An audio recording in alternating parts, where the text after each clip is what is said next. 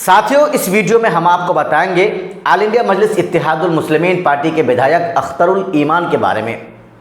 आज बिहार विधानसभा के अंदर उन्होंने किशनगंज के साथ साथ पूरे सीमांचल के डॉक्टर्स के बारे में एक काफ़ी अहम मुद्दा को उन्होंने उठाया है।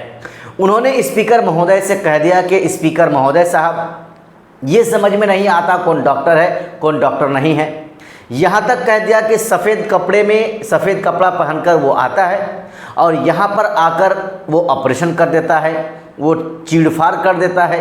ये पता नहीं चलता है कि ये डॉक्टर है या क्या है। और तो और उन्होंने यहाँ तक कह दिया कि इन डॉक्टर्स की जो डिग्री है उसकी जांच होनी चाहिए। उन्होंने बिहार विधानसभा के अंदर स्पीकर महोदय के सामने इस मांग को उन्होंने उठाया है। आइए हम आपको सबसे पहले अख्तरुल ईमान साहब के इस बयान को सुनाते हैं कि उन्होंने स्पीकर महोदय को क्या कुछ कहा है।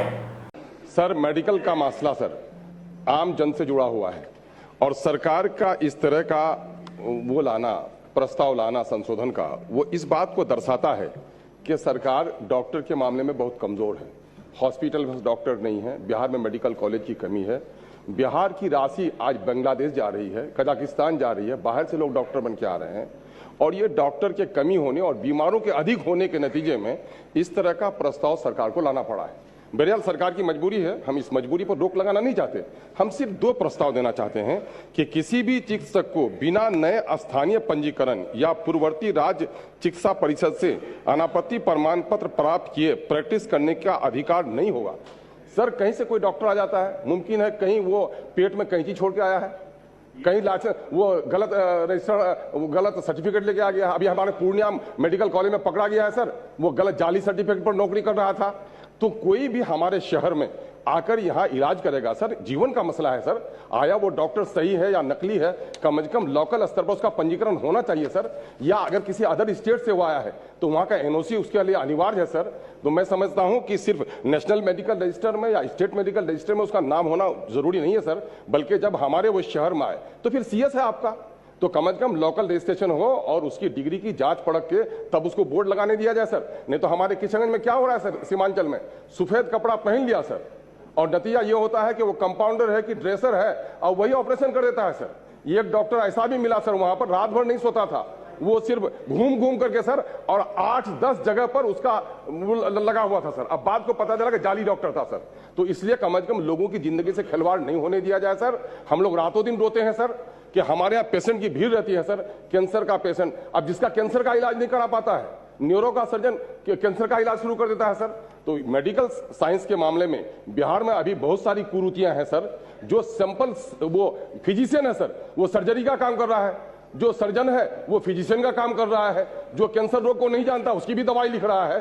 तो बड़ा भ्रष्ट है। मैं दो बात की दुआ करता हूं, माननीय मंत्री महोदय को उनके जन्मदिन पर दुआ भी देता हूं, लेकिन उनके जन्मदिन के साथ साथ बिहार का जो मेडिकल सिस्टम है वो सही बने सर। उसके लिए प्रयास है कि वो कहीं से भी डॉक्टर डिग्री लेके आए, लेकिन स्थानीय स्तर पर उसका रजिस्ट्रेशन होना और उसकी डिग्रियों की जांच परख होनी जरूरी है सर। विधेयक के खंड 4 प्रस्तावित नई धारा 17(a) का अंत स्थापन।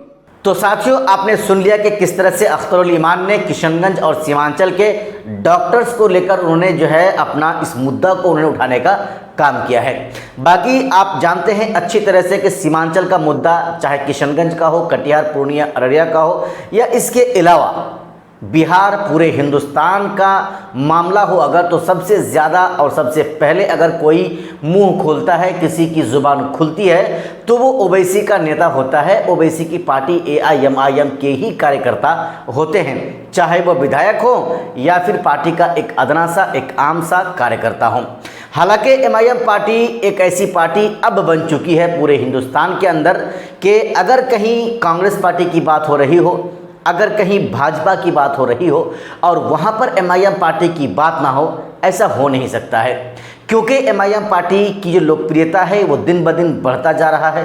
MIM पार्टी के चाहने वाले, MIM पार्टी के मानने वाले, ओवैसी के चाहने वाले, ओवैसी के मानने वाले दिन ब दिन बढ़ता जा रहा है। ये घट नहीं रहा है। अब आहिस्ता आहिस्ता MIM पार्टी एक ऐसी पार्टी पूरे हिंदुस्तान के अंदर बन जाएगी कि भाजपा को मुकाबला देने वाली पार्टी अगर कोई रहेगी तो वो MIM पार्टी ही रहेगी। ऐसा मेरा मानना नहीं है। ऐसा जो कुछ लोग हैं, ऐसा कुछ लोगों का मानना है, या फिर जो एमआईएम पार्टी के कार्यकर्ता हैं, एमआईएम पार्टी के वर्कर्स हैं, ऐसा उन लोगों को मानना है। लेकिन इस बात में कहाँ तक सच्चाई है ये तो दर्शक बताएंगे, ये तो आप जो लोग हमारे इस वीडियो को देख रहे हैं आप ही लोग बताएंगे कि क्या इस बात में सच्चाई है या नहीं है। बाकी अख्तरुल ईमान साहब ने जिस तरह से इस मुद्दा को उठाया बिहार विधानसभा के अंदर, साथियों उसको आप कैसे देखते हैं, हमें आप इस वीडियो के नीचे कमेंट बॉक्स में कमेंट करके आपकी जो प्रतिक्रिया है, आपकी जो राय है, आप हमें ज़रूर बताएं।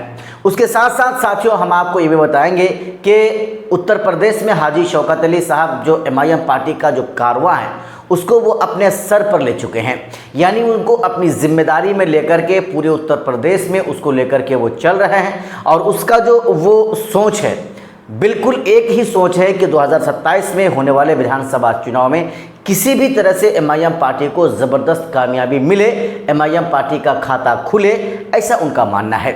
वैसे जो एमआईएम पार्टी के चाहने वाले हैं या उत्तर प्रदेश के जो समझदार लोग हैं, जो सोच और समझ रखते हैं, उन लोगों का भी मानना है कि 2019 में जिस तरह से बिहार में किशनगंज विधानसभा में उपचुनाव जीतकर एमआईएम पार्टी का खाता खुला था, ठीक उसी तरह से 2022 में तो उत्तर प्रदेश में खाता नहीं खुला, लेकिन 2027 में एमआईएम पार्टी का खाता खुलने जा रहा है। ये राजनीतिक जो लोग ज्ञान रखते हैं, ये उन लोगों का मानना है। बाकी आपको क्या लग रहा है, हमें भी या हमारी भी राय है, हमारा जो मानना है वो ये है कि जिस तरह से लोकप्रियता ओवैसी का बढ़ा है, जिस तरह से लोग ओवैसी साहब को लेकर के अच्छे खासे सोच और फिक्र कर रहे हैं, ओवैसी की पार्टी के साथ जो है उनका उठना बैठना, ओवैसी के नेताओं के साथ उनका चलना फिरना होता है, इन लोगों का मानना भी है कि इस बार एमआईएम पार्टी सिर्फ खाता नहीं खुलेगी उत्तर प्रदेश में, बल्कि एक इतिहास लिखेगी, बल्कि एक इतिहास लिखने के लिए जा रही है ऑल इंडिया मजलिस इत्तेहादुल मुस्लिमीन पार्टी। यही वजह है कि ओवैसी के सभाओं में इतने लोगों की भीड़ लग रही है। यही वजह है कि जब भी लोग सुन रहे हैं कि फलां जगह ओवैसी आने वाले हैं, बस लोग कुछ सोच समझ नहीं रहे हैं और महज वहाँ पर एक जनसैलाब की तरह जो है वहाँ पर लोग पहुँच रहे हैं, ओवैसी की बातों को सुन रहे हैं। यही इस बात की दलील है, यही इस बात की गवाही है कि एमआईएम पार्टी का जो है चाहने वालों की जो तादाद है वो बहुत ज़्यादा बड़ा है। उत्तर प्रदेश में 2022 में एमआईएम पार्टी को कामयाबी तो नहीं मिली थी, लेकिन ठीक ठाक वहाँ पर वोट मिला था। लेकिन इस बार इंशाअल्लाह रिकॉर्ड तोड़ वहाँ पर चुनाव होने जा रहा है। ऐसा मेरा नहीं, ऐसा एमआईएम पार्टी के चाहने वालों का मानना है। और एमआईएम पार्टी वाले कह रहे हैं कि उत्तर प्रदेश में एमआईएम पार्टी एक इतिहास इस बार लिखने जा रही है। बाकी साथियों, आपने हमारी इस पूरी रिपोर्ट को देखा, देखने के साथ साथ आपको क्या लगा, क्या आप समझे, क्या उत्तर प्रदेश में वाकई में एमआईएम पार्टी किंग मेकर बनेगी या क्या होगा, आप हमें हमारे इस वीडियो के नीचे कमेंट बॉक्स में अपनी राय हमें ज़रूर बताएं।